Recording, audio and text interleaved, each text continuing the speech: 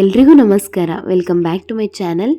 ಇವತ್ತಿನ ವಿಡಿಯೋನ ಎಲ್ಲೂ ಕೂಡ ಸ್ಕಿಪ್ ಮಾಡದೆ ಪೂರ್ತಿಯಾಗಿ ನೋಡಿ. ಅಕಸ್ಮಾತ್ ಏನಾದರೂ ನಿಮಗೆ ವಿಡಿಯೋ ಇಷ್ಟ ಆಯಿತು ಅಂದರೆ ಪ್ಲೀಸ್ ಈ ವಿಡಿಯೋನ ಲೈಕ್ ಮಾಡಿ, ಶೇರ್ ಮಾಡಿ, ಹಾಗೆಯೇ ನಮ್ಮ ಚಾನಲ್ನ ಸಬ್ಸ್ಕ್ರೈಬ್ ಮಾಡ್ಕೊಳ್ಳಿ. ಇವತ್ತಿನ ವಿಡಿಯೋದಲ್ಲಿ ನಾನು ಶಿವರಾತ್ರಿ ಹಬ್ಬದ ವ್ಲಾಗ್ನ ಶೇರ್ ಮಾಡ್ತಾ ಇದ್ದೀನಿ.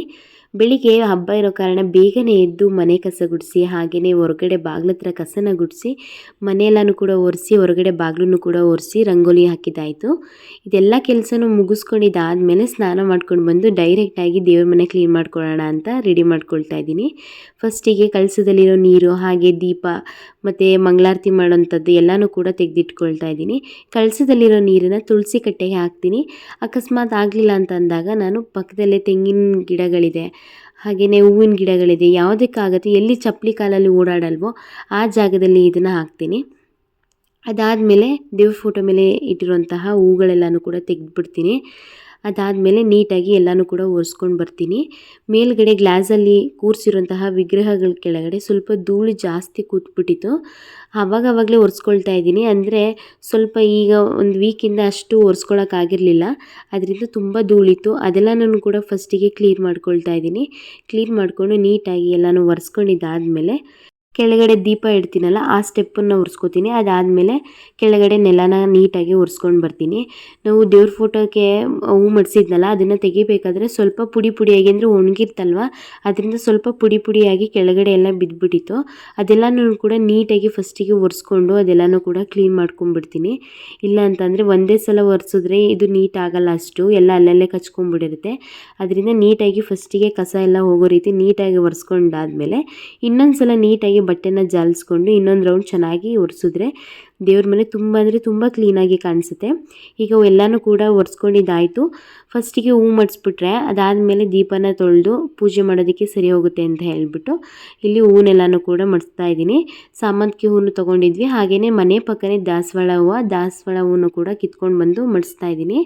ಅಂದರೆ ಒಂದು 4 ಕಲರ್ದು ದಾಸವಾಳನ ನಾವು ಮನೆ ಪಕ್ಕನೇ ನೆಟ್ಕೊಂಡ್ಬಿಟ್ಟಿದ್ದೀವಿ.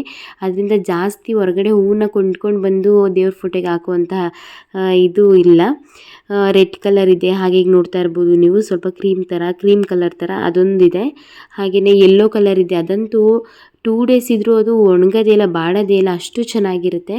ಅಂದರೆ ಈಗ ಸ್ವಲ್ಪ ಸೀಸನಲ್ಲಿ ಇದು ಬಿಡೋದು ಕಮ್ಮಿ ಆಗಿಬಿಟ್ಟಿದೆ. ಈ ಹೂವು ಆಲ್ಮೋಸ್ಟ್ ಎಲ್ಲ ಸೀಸನಲ್ಲೂ ಕೂಡ ಬಿಡ್ತಾ ಇರುತ್ತೆ. ಇವಾಗ ಹೂವಿನೆಲ್ಲನೂ ಕೂಡ ನೀಟಾಗಿ ಮಡಿಸಿದ್ದಾಯಿತು. ಇವಾಗ ದೇವ್ರ ಮನೆಯಲ್ಲಿ ದೀಪಗಳೆಲ್ಲನೂ ತಂದಿಟ್ಟಿದ್ನಲ್ಲ ಅದನ್ನು ನೀಟಾಗಿ ತೊಳೆದಿಟ್ಕೊಳ್ಳೋಕ್ಕೆ ರೆಡಿ ಮಾಡ್ಕೊಳ್ತಾ ಇದ್ದೀನಿ. ಸ್ವಲ್ಪ ನಾನೇನು ಜಾಸ್ತಿ ಬೇರೆ ಥರ ಹಾಕಿ ಏನು ಇದನ್ನು ವಾಶ್ ಮಾಡಲ್ಲ. ನಾರ್ಮಲಾಗಿ ರಂಗೋಲಿ ಪುಡಿ, ಹಾಗೆಯೇ ಸ್ವಲ್ಪ ಪೀತಾಂಬರಿ ಪೌಡರ್ನ ಯೂಸ್ ಮಾಡ್ತೀನಿ. ಕೆಲವೊಂದು ಸಲ ಪೀತಾಂಬರಿ ಪೌಡರ್ನ ಯೂಸೇ ಮಾಡಲ್ಲ, ತುಂಬ ಗಲೀಜಾಗಿದೆ ಅನ್ನೋವಾಗ ಮಾತ್ರ ಸ್ವಲ್ಪ ಯೂಸ್ ಮಾಡ್ತೀನಿ ಅಷ್ಟೇ. ಹಾಗೆಯೇ ಫಸ್ಟಿಗೆ ಸೋಪನ್ನು ಹಾಕಿ ನೀಟಾಗಿ ತೊಳ್ಕೊಂಬಿಡ್ತೀನಿ. ಏಕೆಂದರೆ ಸ್ವಲ್ಪ ಎಣ್ಣೆ ಜಿಡ್ಡೆಲ್ಲ ಇರುತ್ತಲ್ವ, ಆವಾಗ ಡೈರೆಕ್ಟಾಗಿ ನಾವು ಹುಣಸೆಹಣ್ಣಲ್ಲೋ ಅಥವಾ ಬೇರೆ ಇದರಲ್ಲೋ ಪೌಡರಲ್ಲೋ ಅದನ್ನು ವಾಶ್ ಮಾಡೋಕ್ಕೆ ಹೋದಾಗ ಅದಷ್ಟು ಕ್ಲೀನಾಗಿ ಹೋಗಲ್ಲ. ದೇವ್ರ ಫೋಟೋ ತೊಳೆಯೋಕ್ಕೆ ಅಂತಂತಾನೆ ಸಪ್ರೇಟ್ ಒಂದು ಸೋಪಿನ ಬಾಕ್ಸ್ ಇಟ್ಕೊಂಡ್ಬಿಟ್ಟಿದ್ದೀನಿ. ಅದನ್ನು ಫಸ್ಟಿಗೆ ನೀಟಾಗಿ ಸೋಪಲ್ಲಿ ಎಲ್ಲನೂ ಕೂಡ ದೀಪ ಆಗಿರ್ಬೋದು, ಮತ್ತು ಗಂಟೆ ಆಗಿರ್ಬೋದು, ಹಾಗೆ ಕರ್ಪೂರ ಬೆಳಗೋ ಆರತಿ ಆಗಿರ್ಬೋದು, ಎಲ್ಲನೂ ಕೂಡ ನೀಟಾಗಿ ಸೋಪಲ್ಲಿ ಒಂದ್ಸಲ ವಾಶ್ ಮಾಡ್ಕೊಂಡ್ಬಿಡ್ತೀನಿ, ಎಣ್ಣೆ ಎಲ್ಲ ನೀಟಾಗಿ ಹೋಗಿಬಿಡಲಿ ಅಂತ. ಅದಾದಮೇಲೆ ಪೀತಾಂಬರಿ ಪೌಡರು ಹಾಗೆಯೇ ರಂಗೋಲಿ ಪುಡಿನ ಹಾಕಿ ನೀಟಾಗಿ ಉಜ್ಜಿ ಬ್ರಷ್ ಮಾಡ್ತೀನಿ.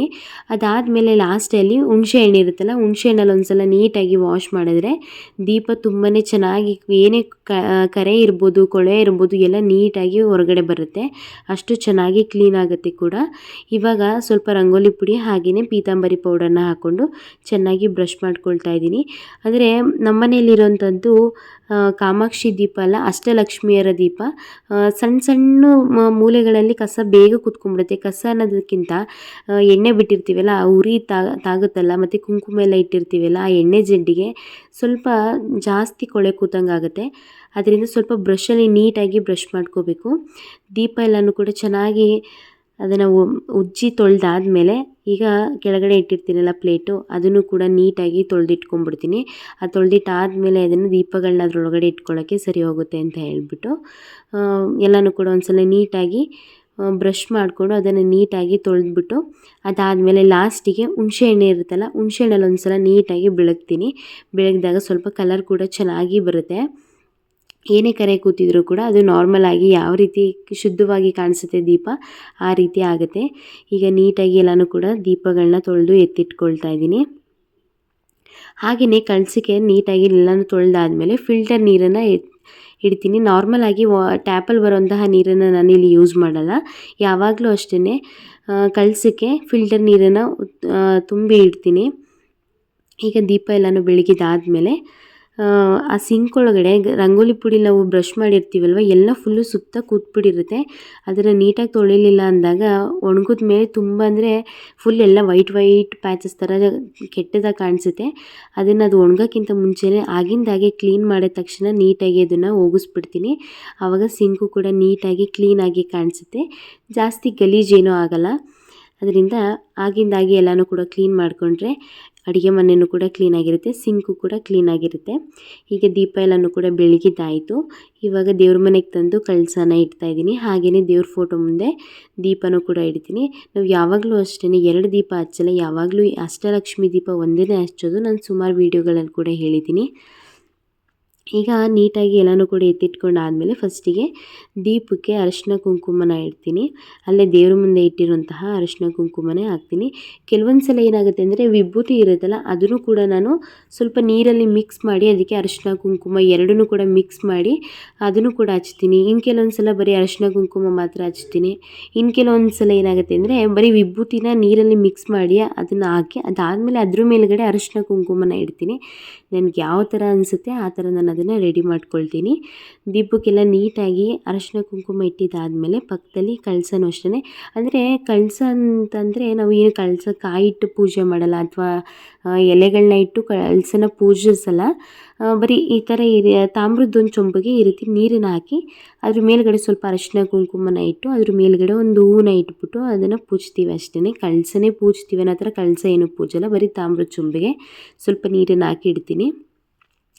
ಅದಾದಮೇಲೆ ದೇವ್ರ ಫೋಟೋಗೆ ಹೂವು ಹೇಗೆ ಮಾಡಿಸಿದ್ನ ಅದೇ ರೀತಿ ಇದಕ್ಕೊಂದು ಸ್ವಲ್ಪ ಸಾಮಂತಿಗೆ ಹೂವನ್ನ ಇಟ್ಟಿದ್ದೆ. ದೀಪಕ್ಕೂ ಕೂಡ ಸಾಮಂತಿಗೆ ಹೂವಲ್ಲಿ ನೀಟಾಗಿ ಹೂವನ್ನೆಲ್ಲ ಹಾಕಿ ಈಗ ಇದಕ್ಕೆ ಫಸ್ಟು ಎಣ್ಣೆನ ಬಿಡ್ತಾಯಿದ್ದೀನಿ. ನಾವು ಯಾವುದೇ ದೀಪನ ಹಚ್ಚಬೇಕಾದ್ರೂ ಅಷ್ಟೇ ಬತ್ತಿ ಹಾಕೋಕ್ಕಿಂತ ಮುಂಚೆ ಫಸ್ಟು ಎಣ್ಣೆನ ಬಿಡಬೇಕಂತೆ. ಎಣ್ಣೆ ಬಿಟ್ಟಾದಮೇಲೆ ಅದಕ್ಕೆ ಬತ್ತಿನ ಹಾಕೋಬೇಕಂತೆ. ಅದೇ ರೀತಿ ನೀಟಾಗಿ ಬತ್ತಿ ಎಲ್ಲನೂ ಹಾಕಿದ್ದಾಯಿತು. ಅಷ್ಟರಲ್ಲಿ ಹೊರಗಡೆ ತುಳಸಿ ಕಟ್ಟೆ ಇತ್ತಲ್ಲ ಅದನ್ನು ಸ್ವಲ್ಪ ಕ್ಲೀನ್ ಮಾಡ್ಕೊಳ್ಳೋಣ ಅಂತ ಎಲ್ಲನೂ ಕೂಡ ನೀರು ಹಾಕಿ ತೊಳಿತಾ ಇದ್ದೀನಿ.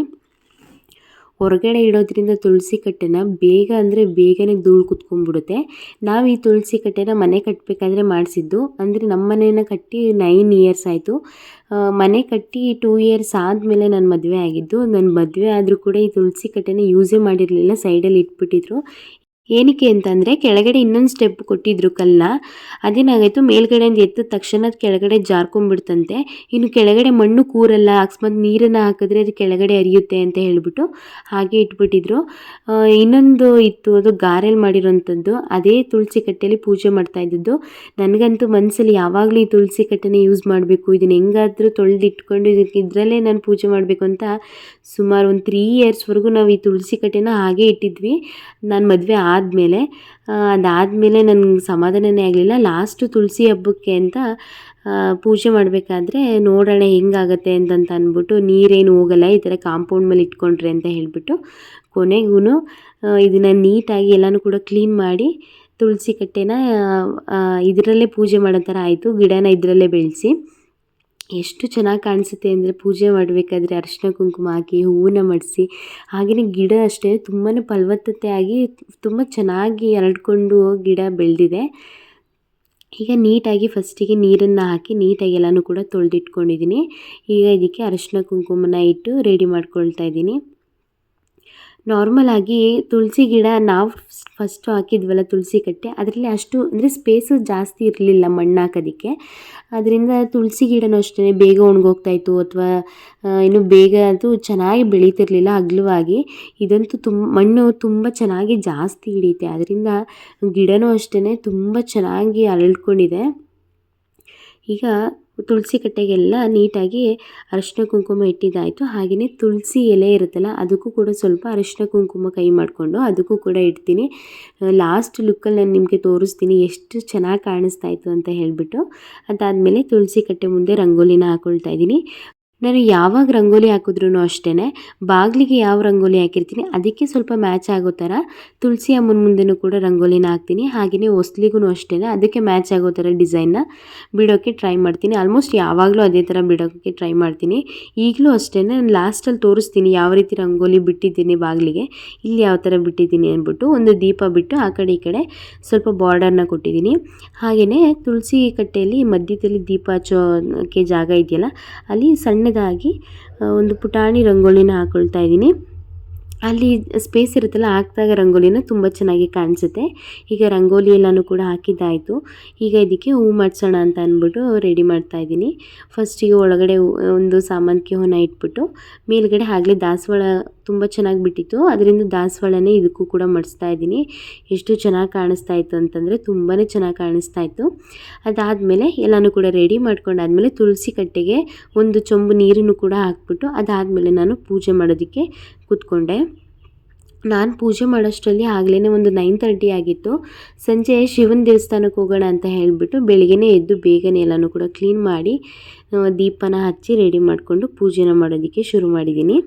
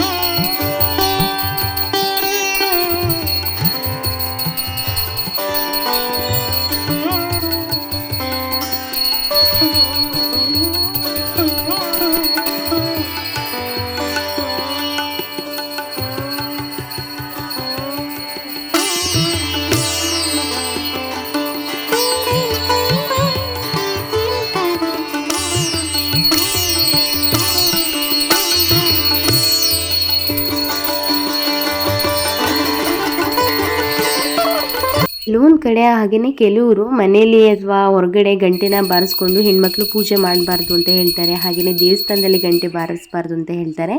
ಆದರೆ ಗಂಟೆ ಸೌಂಡನ್ನು ಕೇಳಿದಾಗ ಮನೆ ಒಳಗಡೆ ಯಾವುದೇ ಒಂದು ನೆಗೆಟಿವಿಟಿ ಇದ್ದಾಗ ಅದು ಹೋಗಿ ಪಾಸಿಟಿವಿಟಿ ಬರುತ್ತೆ. ಆದ್ದರಿಂದ ಹೆಣ್ಮಕ್ಳು ಗಂಟೆನ ಹೊಡೆದು ಪೂಜೆ ಮಾಡೋದ್ರಿಂದ ಮನೆ ತುಂಬಾ ಒಳ್ಳೆಯದಾಗುತ್ತೆ. ಹಾಗೆ ನೀವು ನೋಡ್ತಾ ಇರ್ಬೋದು ಬಾಗಿಲಿಗೆ ಯಾವ ರೀತಿ ರಂಗೋಲಿನ ಹಾಕಿದ್ದೀನಿ ಅಂತ. ಮೇಲ್ಗಡೆ ಬಾರ್ಡರಲ್ಲಿ ದೀಪದ ರಂಗೋಲಿನ ಹಾಕಿದ್ದೀನಿ. ಅದರಿಂದ ತುಳಸಿ ಅಮ್ಮನ ಮುಂದೆನೂ ಅಷ್ಟೇ ಒಂದು ದೀಪನ ಹಾಕಿ ಆ ಕಡೆ ಈ ಕಡೆ ಒಂದು ಸಣ್ಣದಾಗಿರುವಂತಹ ಬಾರ್ಡರ್ನ ಬಿಟ್ಟಿದ್ದೀನಿ. ಹಾಗೆಯೇ ಗಿಡಕ್ಕೂ ನೋಡ್ತಾ ಇರ್ಬೋದು ನೀವು, ನಾನು ಆಗಲೇ ಹೇಳ್ದಾಗೆ ಎಲೆಗೆಲ್ಲ ಸಣ್ಣದಾಗಿ ಅರಿಶಿನ ಕುಂಕುಮ ಇಟ್ಟು ಅಲಂಕಾರನ ಮಾಡಿದ್ದೀನಿ. ಎಷ್ಟು ಚೆನ್ನಾಗಿ ಕಾಣಿಸ್ತಾ ಇದೆ ಅಂದರೆ ಏನೋ ಒಂಥರ ಪಾಸಿಟಿವಿಟಿ. ಹಾಗೆ ಡೋರಿಗೂ ಅಷ್ಟೇ ದೀಪದಲ್ಲಿ ರಂಗೋಲಿನ ಹಾಕಿದ್ದೀನಿ, ದೀಪದ ಥರ. ಫಸ್ಟಿಗೆ ಯಾವ ರೀತಿ ಹಾಕಿದ್ದೀನಿ ಆ ರೀತಿ. ಅದಾದಮೇಲೆ ಪೂಜೆ ಎಲ್ಲ ಮುಗಿಸಿದ್ದಾಯಿತು. ಏನೋ ದೇವ್ರ ಮನೆಯಲ್ಲಿ ಗಂಧದ ಕಡ್ಡಿದು ಗಮನ ಇರ್ಬೋದು ಅಥವಾ ಅದ್ರದ್ದು ಹೊಗೆ ಇರ್ಬೋದು, ಒಂದು ಹಬ್ಬದ ವಾತಾವರಣ ಯಾವುದರಿಂದ ಶುರುವಾಗುತ್ತೆ ಅಂದರೆ ಒಂದು ಗಂಟೆ ಶಬ್ದದಿಂದ ಆಗಿರ್ಬೋದು, ಮತ್ತು ಗಂಧದ ಕಡ್ಡಿ ಬೆಳಗ್ತೀವಲ್ಲ ಆ ಸ್ಮೆಲ್ಲಿಂದ ಇರ್ಬೋದು. ತುಂಬಾ ಚೆನ್ನಾಗಿರುತ್ತೆ ಮನೆ, ಏನೋ ಒಂಥರ ಪಾಸಿಟಿವಿಟಿ ಎದ್ದು ಕಾಣಿಸುತ್ತೆ. ಬೆಳಿಗ್ಗೆ ಪೂಜೆ ಎಲ್ಲನೂ ಮುಗಿಸಿದಾದ್ಮೇಲೆ ನಾನು ಆಗಲೇ ಹೇಳ್ದಾಗೆ ಶಿವರಾತ್ರಿಗೆ ಪ್ರತಿ ವರ್ಷವೂ ಅಷ್ಟೇ ನಾವು ಈ ದೇವಸ್ಥಾನಕ್ಕೆ ಬರ್ತೀವಿ. ಅಂದರೆ ಮೈಸೂರಲ್ಲಿ ಅರಮನೆ ಒಳಗಡೆ ಇದು ದೇವಸ್ಥಾನ ಇದೆ. ಅಲ್ಲಿ ಪ್ರತಿ ವರ್ಷಕ್ಕೆ ಒಂದೇ ಸಾರಿ ಅದನ್ನು ವಿಗ್ರಹನ ತೆಗೆಯೋದು. ಅದು ಫುಲ್ಲು ಚಿನ್ನದಲ್ಲಿ ಮಾಡಿಸಿರೋದು. ರೈಟ್ ಸೈಡಿಗೆ ಇಲ್ಲಿ ಒಳಗಡೆ ಎಂಟ್ರಿ ಆದ ತಕ್ಷಣವೇ ವರಹಸ್ವಾಮಿ ದೇವಸ್ಥಾನ ಸಿಗುತ್ತೆ. ಅದಾದಮೇಲೆ ಇನ್ನೂ ಸ್ವಲ್ಪ ಒಳಗಡೆ ಎಂಟ್ರಿ ತೊಗೊಂಡಾಗ ಶಿವಂದು ದೇವಸ್ಥಾನ ಸಿಗುತ್ತೆ. ನಾವು ಹೋದಾಗ ಆಲ್ಮೋಸ್ಟ್ ಆಲ್ರೆಡಿ ಒಂದು 5 ಆಗಿತ್ತು ಅಂತ ಅನಿಸುತ್ತೆ. ನಾವು ಮನೆ ಬಿಟ್ಟಾಗಲೇ ಸ್ವಲ್ಪ ಲೇಟ್ ಆಗಿತ್ತು ಈ ವರ್ಷ. ಅಂದರೆ ಇನ್ನೂ ಬೆಳಕಿತ್ತು. ನಾವು ಅಂದರೆ ಒಂದು 5:30ಗೆ ನಾವು ಅಲ್ಲಿಗೆ ಹೋದ್ವಿ. ಆಗಲೇ ಸೂರ್ಯ ಮುಳುಗುವಂಥ ಹೊತ್ತು. ಏನೋ ಈ ವ್ಯೂ ಎಷ್ಟು ಚೆನ್ನಾಗಿತ್ತು ಅಂತಂದರೆ ಸೂರ್ಯ ಮುಳುಗ್ತಾ ಇದ್ದಾನೆ, ಪಕ್ಕದಲ್ಲಿ ಪ್ಯಾಲೇಸ್ ಇದೆ, ಅಲ್ಲಿ ನಾವಿದ್ದೀವಿ. ಏನೋ ಒಂಥರ ಖುಷಿ, ಏನೋ ಒಂಥರ ಏನೋ ಅದ್ರದ್ದು ಆ ಫೀಲೇ ಬೇರೆ ಇತ್ತು. ಅಷ್ಟು ಚೆನ್ನಾಗಿ ಅನ್ನಿಸ್ತಾ ಇತ್ತು. ಅದಾದಮೇಲೆ ನೆಕ್ಸ್ಟು ಎಂಟ್ರೆನ್ಸಿಗೆ ಈ ವರ್ಷ ಅಂತೂ ತುಂಬ ಅಂದರೆ ತುಂಬಾ ರಶ್ ಇತ್ತು. ಪ್ರತಿ ವರ್ಷವೂ ಅಷ್ಟೇ ಇಲ್ಲಿ ಪ್ರಸಾದನ ವಿತರಣೆ ಮಾಡ್ತಾರೆ. ಬೆಳಿಗ್ಗೆ ಟೈಮ್ ಯಾವಾಗಲೂ ಬಂದಿಲ್ಲ, ಆಲ್ಮೋಸ್ಟ್ ಯಾವಾಗಲೂ ನಾವು ಸಂಜೆ ಟೈಮಲ್ಲೇ ಬಂದಿರೋದು. ಅದಾದಮೇಲೆ ನಾವು ಹೋಗೋಷ್ಟೊತ್ತಿಗೆ ಆಲ್ರೆಡಿ ತುಂಬ ಜನ ದರ್ಶನ ಆಗಿತ್ತು, ದರ್ಶನ ಮಾಡ್ತಾಯಿದ್ರು. ನಾವು ಹೋದಾಗಲೂ ಕೂಡ ರಶ್ ಇತ್ತು. ಅದಾದಮೇಲೆ ಕ್ಯೂವಲ್ಲಿ ನಿಂತ್ಕೊಂಡ್ವಿ. ತುಂಬ ಸ್ವಲ್ಪ ಫ್ರೀ ಇತ್ತು ಅಷ್ಟೇ. ಅದಾದಮೇಲೆ ಲಾಸ್ಟಿಗೆ ಎಂಡಿಗೆ ಹೊರಗಡೆ ಬರೋರೇ ಕಡಿಮೆ, ಒಳಗಡೆ ಹೋಗೋರೇ ಜಾಸ್ತಿ. ದರ್ಶನ ಮಾಡಬೇಕಾದ್ರೆ ಹೇಗಿದ್ರೂ ನಿಧಾನ ಆಗುತ್ತಲ್ವ. ಅದಾದಮೇಲೆ ಮುಂದೆ ಹೋಗ್ತಾ ಅಂದರೆ ಅಲ್ಲಲ್ಲೇ ಮಜ್ಜಿಗೆನ ಕೊಡ್ತಾರೆ, ಹಾಗೆಯೇ ಕುಡಿಯೋದಕ್ಕೆ ನೀರನ್ನು ಕೊಡ್ತಾರೆ. ಇಲ್ಲೂ ಅಷ್ಟೇ ನೀರಿನ ವ್ಯವಸ್ಥೆ ಇತ್ತು, ಆದರೆ ಈ ಸಲ ಮಜ್ಜಿಗೆ ಇರಲಿಲ್ಲ. ಅದಾದಮೇಲೆ ನಾನು ಈ ಸಲ ಅಂದರೆ ಈ ಕುಂಭಮೇಳದಲ್ಲೆಲ್ಲ ಹಣೆಗೆ ಶಿವಂದು ತ್ರಿಶೂಲದ್ದು ಬೊಟ್ಟಿಡ್ತಾರಲ್ಲ, ಅದು ನೋಡಿದಾಗೆಲ್ಲ ಏನೋ ಒಂಥರ ಅನಿಸಿದ್ದು. ಆದರೆ ನಾವು ಈ ಸಲ ಹೋದಾಗ ಈ ಶಿವರಾತ್ರಿಲಿ ಈ ವರ್ಷ ಈ ಥರ ಆಗ್ತಾಯಿದ್ರು. ಹಣೆಗೆ ಹಾಕಿಸ್ಕೊಂಡಾಗಲಿ ಏನೋ ಒಂಥರ ಫೀಲು, ತುಂಬ ಅಂದರೆ ತುಂಬಾ ಚೆನ್ನಾಗಿತ್ತು. ನನಗಂತೂ ಇದು ತುಂಬ ಇಷ್ಟ ಆಯಿತು. ಅದಾದಮೇಲೆ ಯಾರೋ ಕ್ಯಾಲೆಂಡರ್ ಎಲ್ಲನೂ ಕೂಡ ಡಿಸ್ಟ್ರಿಬ್ಯೂಟ್ ಮಾಡ್ತಾಯಿದ್ರು ಫ್ರೀಯಾಗಿ. ಅದಾದಮೇಲೆ ನಾವು ಒಳಗಡೆ ಎಂಟ್ರಿ ತೊಗೊಳ್ಳೋಷ್ಟೊತ್ತಿಗೆ ಸೂರ್ಯ ಮುಳುಗೇ ಬಿಟ್ಟಿದ್ದ. ಆಗಲೇ ಸ್ವಲ್ಪ ಇನ್ನೇನು ಎಲ್ಲ ಕತ್ತಲಾಗುವಂತಹ ಮೂಮೆಂಟು. ದೇವ್ರಿಗೆ ಫುಲ್ ಎಲ್ಲ ಅಲಂಕಾರಗಳನ್ನಾಗಿರ್ಬೋದು ಎಲ್ಲನೂ ಕೂಡ ಚೆನ್ನಾಗಿ ಮಾಡಿಸಿದ್ರು. ಎಷ್ಟೇ ರಶ್ ಇದ್ದರೂ ಕೂಡ ಏನು ಸ್ಟ್ರೆಸ್ ಅನ್ನೋದಾಗಲಿಲ್ಲ, ಅಷ್ಟು ಚೆನ್ನಾಗಿ ದರ್ಶನ ಆಯಿತು. ಹಾಗೆಯೇ ದೇವಸ್ಥಾನದ ಒಳಗಡೆ ಭಾಗದಲ್ಲೇ ಬಂದಿರೋಂತಹ ಎಲ್ಲರಿಗೂ ಕೂಡ ಪ್ರಸಾದನ ಕೊಡ್ತಾರಲ್ಲ, ಅದಕ್ಕೆಲ್ಲ ಅಲ್ಲಲ್ಲೇ ರೆಡಿ ಮಾಡ್ತಾಯಿದ್ರು. ಒಂದು ಖಾಲಿ ಆಯಿತು ಅಂದ ತಕ್ಷಣ ಮತ್ತೊಂದು ಆಲ್ರೆಡಿ ರೆಡಿ ಆಗ್ತಾಯಿತ್ತು.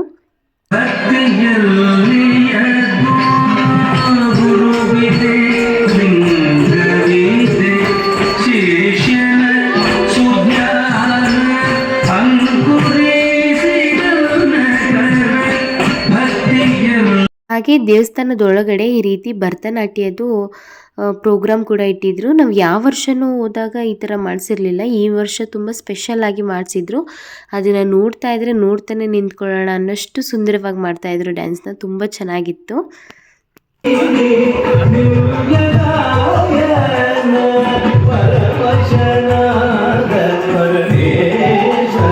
ಆಲ್ಮೋಸ್ಟ್ ನಾವು ದರ್ಶನ ಮುಗಿಸಿದಾಗ 7 ಗಂಟೆ ಆಗಿತ್ತು. ಈಗ ನೋಡ್ತಾ ಇರ್ಬೋದು ವಿಡಿಯೋದಲ್ಲಿ ದೇವ್ರದ್ದು ಮುಖವಾಡನ ಚಿನ್ನದ್ದು, ಪೂರ ಚಿನ್ನದ್ದು. ಇದನ್ನು ಶಿವರಾತ್ರಿ ದಿನ ಮಾತ್ರ ಇದನ್ನು ಓಪನ್ ಮಾಡೋದಂತೆ. ಅಂದರೆ ವಿಡಿಯೋಗ್ರಫಿ ಇರಲಿಲ್ಲ, ನಾನು ಕರ್ಚೀಫನ್ನು ಫೋಲ್ಡ್ ಮಾಡಿ ಫೋನಿಗೆ ವೀಡಿಯೋನ ಕ್ಯಾಪ್ಚರ್ ಮಾಡಿಕೊಂಡೆ, ನಿಮ್ಮೆಲ್ಲರಿಗೂ ಕೂಡ ತೋರಿಸ್ಬೇಕು ಅಂತ ಹೇಳಿಬಿಟ್ಟು.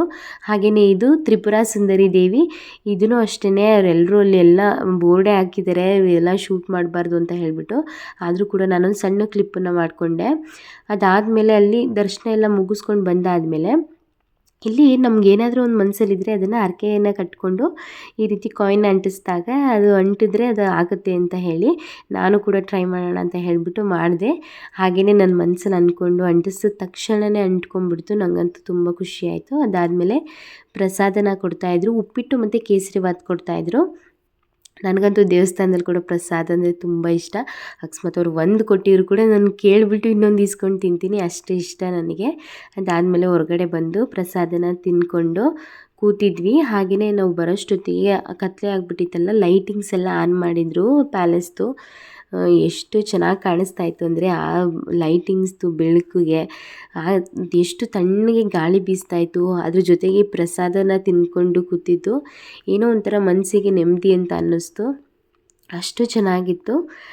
ಲಾಸ್ಟಿಗೆ ನಾವು ದರ್ಶನ ಎಲ್ಲ ಮುಗಿಸಿ ಪ್ರಸಾದನ ತಿಂದ್ಕೊಂಡು ಅಲ್ಲಿಂದ ಹೊರಟಿದ್ದೆ. ಒಂದು 8 ಗಂಟೆ ಆಗೋಗಿತ್ತು. ಈಗ ನೋಡ್ತಾ ಇರ್ಬೋದು ವ್ಯೂ ಯಾವ ರೀತಿ ಇದೆ ಅಂತ ಹೇಳಿಬಿಟ್ಟು. ಸುತ್ತ ಎಲ್ಲಿ ನೋಡಿದ್ರೂ ಬಲ್ಬ್ಗಳೇ, ಎಲ್ಲಿ ನೋಡಿದ್ರೂ ಲೈಟಿಂಗ್ಸೇ. ಏನೋ ಒಂಥರ ಅಷ್ಟು ಏನೋ ಸ್ವರ್ಗದಲ್ಲೇ ಇದ್ದೀವಿ ಅನ್ನೋಷ್ಟು ಫೀಲ್, ಅಷ್ಟು ಚೆನ್ನಾಗಿತ್ತು. ನನಗಂತೂ ತುಂಬ ಅಂದರೆ ತುಂಬಾ ಖುಷಿ ಆಯಿತು. ಅದಾದಮೇಲೆ ನೆಕ್ಸ್ಟ್ ನಾವು ಬಂದಿದ್ದೆ ಕೋಟೆ ಆಂಜನೇಯ ಸ್ವಾಮಿ ದೇವಸ್ಥಾನಕ್ಕೆ. ಏನಕ್ಕೆ ಅಂದರೆ ನನ್ನ ಮಗಳಿಗೆ ಸ್ವಲ್ಪ ಅಂತರ ಹಾಕಿಸ್ಬೇಕಿತ್ತು. ಅವಳಿಗೆ ಅಂತರ ಹಾಕಿಸ್ದಾಗ ಏನೋ ಒಂದು ಪಾಸಿಟಿವಿಟಿ, ಒಂದು ಎನರ್ಜಿ ಇರುತ್ತೆ. ಅಕಸ್ಮಾತ್ ಏನಾದರೂ ಅವಳು ತುಂಬ ದಿನ ಇಟ್ಕೊಳ್ಳೋದೇ ಇಲ್ಲ, ಏನೋ ಒಂದು ಮಂತ್ ಇರುತ್ತೆ ಅಷ್ಟೇ. ಒಂದು ಅಂತರ ತಂದರೆ ನಾವು ಬಾಯಲ್ಲಿ ಕಚ್ಚಿ ಆಗಿರ್ಬೋದು ಅಥವಾ ಕೈಯಲ್ಲಿ ಎಳೆದು ಕಿತ್ತಾಕೊಂಡ್ಬಿಡ್ತಾಳೆ. ಅವಳು ಕಿತ್ತಿದಾಗ ಅವಳು ಏನಾದರೂ ಒಂದು ಹುಷಾರು ತಪ್ಪಿಬಿಡ್ತಾಳೆ ಅಥವಾ ತುಂಬ ಡಲ್ಲಾಗಿಬಿಡ್ತಾಳೆ, ಚಂಡಿ ಮಾಡೋದಕ್ಕೆ ಶುರು ಮಾಡ್ತಾಳೆ. ಅದರಿಂದ ಈಗ ಒಂದು 3 ಡೇಸ್ ಬ್ಯಾಕ್ ಅದು ಅಂತ್ರನೂ ಕೂಡ ಬಿದ್ದೋಗಿತ್ತು. ಅದಕ್ಕೆ ಅಲ್ಲೇ ಆಂಜನೇಯ ಸ್ವಾಮಿ ದೇವಸ್ಥಾನದಲ್ಲಿ ಅಂತರ ಹಾಕ್ಸೋಣ ಅಂತ ಹೇಳಿಬಿಟ್ಟು ಅಲ್ಲಿ ಪೂಜೆನ ಮುಗಿಸ್ಕೊಂಡು ಇಲ್ಲೇ ಪಕ್ಕದಲ್ಲಿ ಕೋಟೆ ಆಂಜನೇಯ ಸ್ವಾಮಿ ಪಕ್ಕದಲ್ಲೇ ಗಣಪತಿ ದೇವಸ್ಥಾನ, ಅದ್ರ ಪಕ್ಕ ಆಂಜನೇಯ ಸ್ವಾಮಿ ದೇವಸ್ಥಾನಕ್ಕೆ ಹೋಗಿ ಅವಳಿಗೆ ಅಂತರನ ಹಾಕಿಸ್ಕೊಂಡು ಬಂದ್ವಿ. ಅಲ್ಲೇ ಹೊಟ್ಟೆ ತುಂಬ ಪ್ರಸಾದನೂ ತಿಂದ್ವಲ್ಲ, ಅದರಿಂದ ಮನೆಗೆ ಬಂದೇನು ಊಟ ಮಾಡಲಿಲ್ಲ. ಮನೆಗೆ ಬಂದು ಹಾಗೆಯೇ ಡ್ರೆಸ್ಸೆಲ್ಲ ಚೇಂಜ್ ಮಾಡಿ ಮಲ್ಕೊಂಡ್ವಿ. ಇದಿಷ್ಟು ಈ ವ್ಲಾಗ್ ಆಗಿತ್ತು. ಈ ವಿಡಿಯೋ ಇಷ್ಟ ಆಗಿದ್ದರೆ ಪ್ಲೀಸ್ ಈ ವಿಡಿಯೋನ ಲೈಕ್ ಮಾಡಿ, ಶೇರ್ ಮಾಡಿ, ಕಮೆಂಟ್ ಮಾಡಿ. Thank you.